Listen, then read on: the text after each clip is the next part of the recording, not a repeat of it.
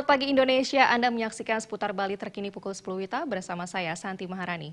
Penataan stand kuliner dan parkir Pesta Kesenian Bali ke-39 tahun 2017 saat ini sudah tertata rapi dan kesannya tidak seperti pasar malam. Meski diakui saat ini masih adanya pedagang kaki lima di berbagai area taman budaya, namun itu jumlahnya sedikit.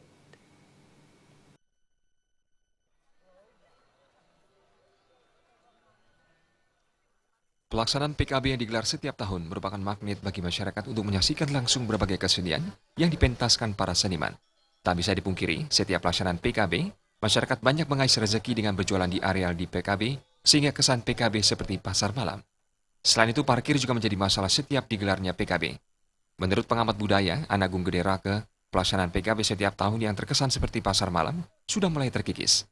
Bagi masyarakat yang menonton pergelaran kesenian, diusahakan jangan membudayakan sambil makan. Setelah menonton, baru menuju stand kuliner yang telah disediakan. Yang proaktif, yang menjemput bola istilahnya, kalau mau belanja silahkan ke ruang belanja. Kita sudah disiapkan semua, jangan ambil nonton supaya ada dagang. Kita belajarlah budayakan, kita menghormati ketika menonton seni, pertunjukan, ya kita konsentrasi di tontonan, di hiburan. Ketika mau belanja silahkan ke kuliner, memilih yang di tempat yang telah disediakan.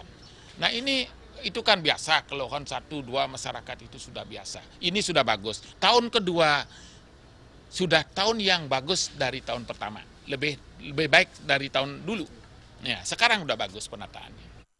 Selain kuliner dan parkir, selama sebulan PKB berlangsung, memberikan keuntungan kepada masyarakat untuk menjual berbagai produksi UKM. Kalau parkirnya sudah lebih luas, Pak, ya. Sudah lebih tertata. Di belakang juga udah lebih bagus untuk parkirnya.